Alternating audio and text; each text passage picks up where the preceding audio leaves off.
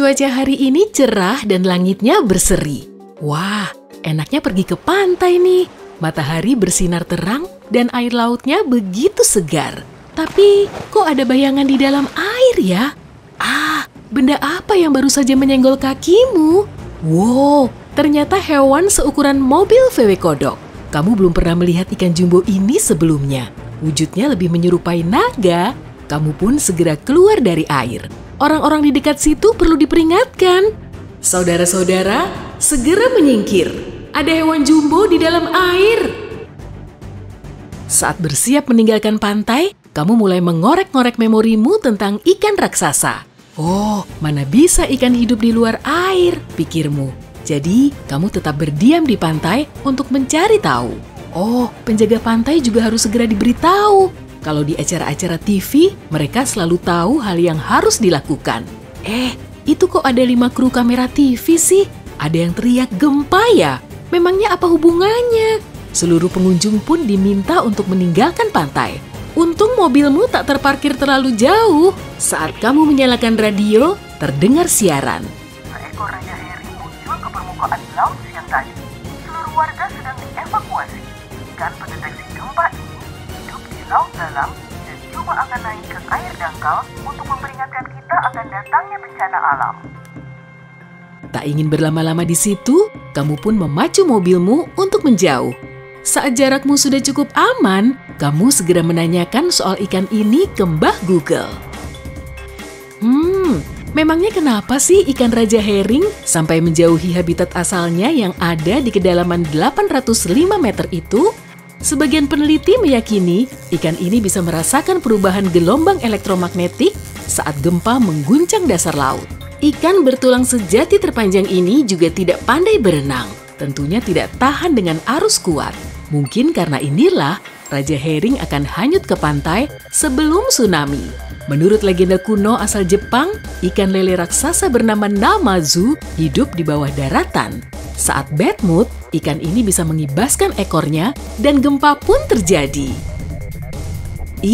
Ada kilatan yang muncul dari permukaan tanah. Petir bukan sih? Kamu baru pertama kali menyaksikan fenomena seperti ini. Saat kamu masih keheranan, ponselmu berdering memberitahukan berita tentang peristiwa ini. Cahaya gempa langka baru saja terlihat di kawasan pesisir.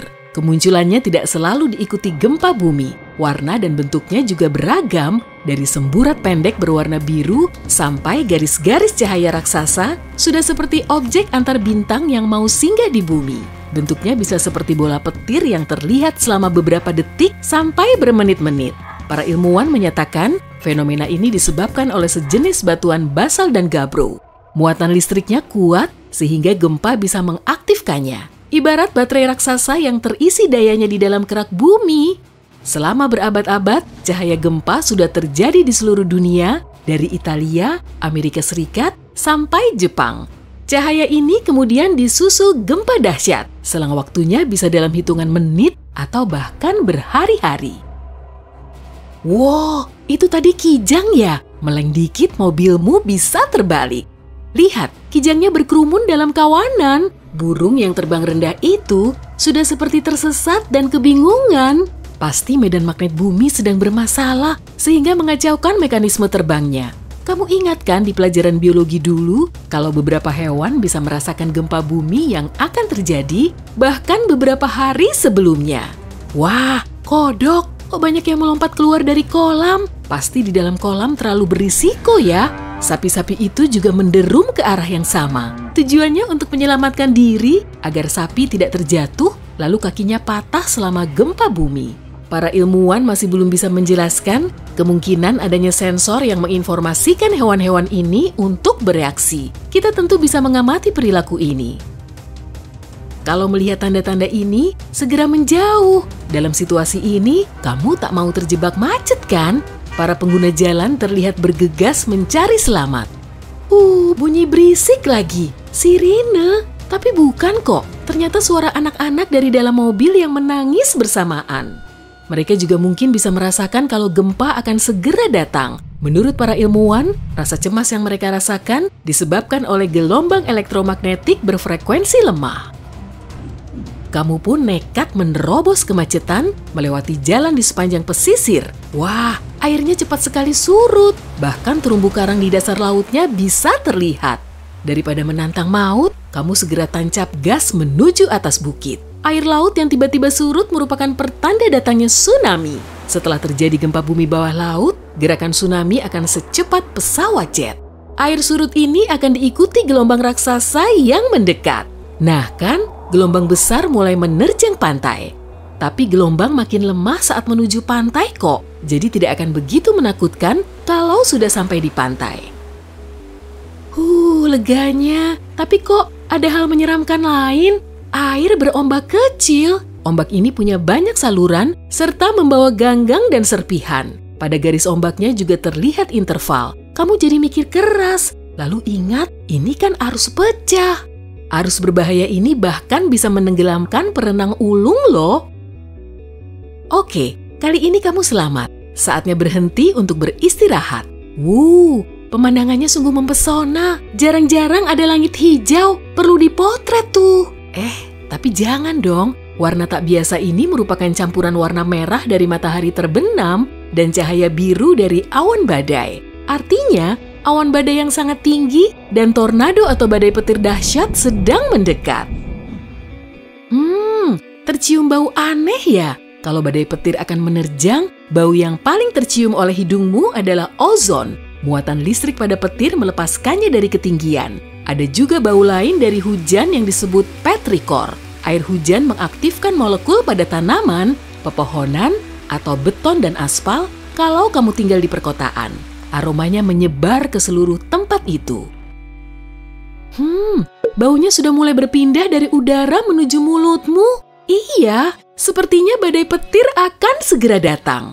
Ion-ion positif yang terlepas di udara oleh sambaran petir bercampur dengan ozon dan air liur, sehingga menciptakan rasa pahit logam.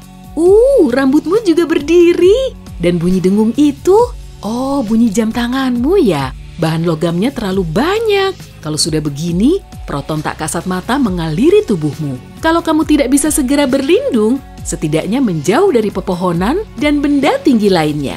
Oh ya, kamu juga perlu terus berkendara untuk menyelamatkan diri. Apa-apaan ini? Tak begitu kelihatan. Tapi kok banyak bola golf berjatuhan dari langit?